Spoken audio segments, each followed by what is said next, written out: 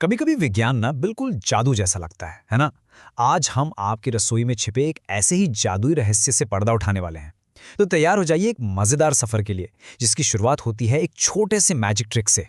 चलिए एक कहानी से शुरू करते हैं। सोचिए, दो भाई बहन एक साइंस फेयर में घूम रहे हैं। वो बहुत एक्साइटेड हैं, लेकिन उन्हें अंदाजा भी नहीं है कि वो कुछ ऐसा देखने वाले हैं जो उन्हें हैरान कर देगा।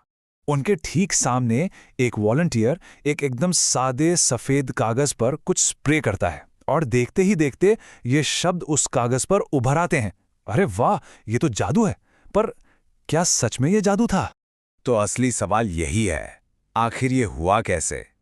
यही वो पहेली है जिसे हम आज मिलकर सुलझाने वाले हैं। चलिए इस एडवेंचर पे मेरे साथ चलिए और इस राज को जानते हैं। अब देखिए, इस रहस्य को सुलझाने के लिए हमें एक खास साइंटिफिक टूल, एक औजार की जरूरत पड़ेगी। और इस टूल को हम कहते हैं एक सूचक या इंडिकेटर। तो ये सूचक होता क्या है? अरे सीधी सी बात है, ये एक ऐसा पदार्थ है जो अम्लीय यानी एसिडिक और क्षारीय यानी बेसिक चीज़ों में अलग अलग रंग दिखाता है। इसका सबसे आम एग्जाम्पल है लिटमस पेपर, जो लाइकेन नाम के खास पौधे से बनता है। इसके नियम भी बहुत आसान है। अगर कोई चीज़ एसिडिक है तो वो नीले लिटमस पेपर को लाल कर देगी, और अगर कोई चीज़ बेसिक है तो वो लाल लिटमस पेपर को नीला कर देगी। समझ लीजिए, ये हमारे जासूसी किट के पहले दो टूल्स हैं। ठीक है, तो हमारे औजार तो तैयार हैं। अब वक्त है हमारे संदिग्धों की पहचान करने का, मतलब कि हमारे आसपास जो अलग अलग तरह की चीजें हैं उन्हें पहचानने का। सबसे पहले हैं अम्ल, जिन्हें हम एसिड्स भी कहते हैं। इन्हें पहचानने का सबसे आसान तरीका, इनका खट्टा स्वाद, जैसे नींबू का रस, इमली या फिर आंवला। और जैसा हमने अभी सीखा, ये नीले लिटमस को लाल कर देते हैं। और फिर आते हैं क्षार यानी बेस। इन्हें पहचानने का तरीका, ये छूने में ना थोड़े चिकने साबुन जैसे लगते हैं, जैसे साबुन या बेकिंग सोडा। और ये क्या करते हैं? ये लाल लिटमस पेपर को नीला कर देते हैं। चूने का पानी भी इसका एक बढ़िया उदाहरण है।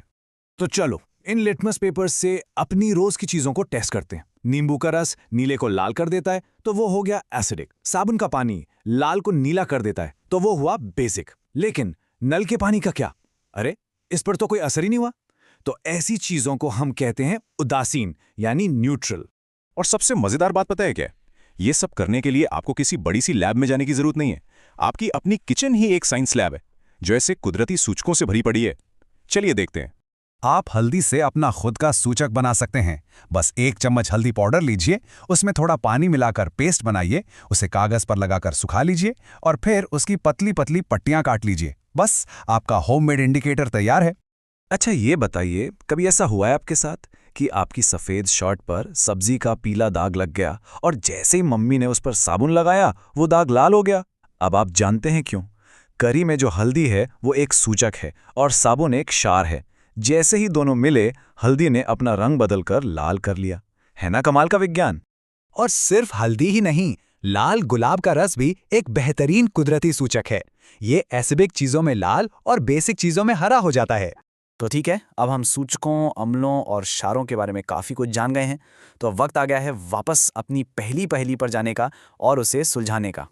तो याद है वो साइंस फेयर वाला जादुई कागज? उसका सीक्रेट क्या था?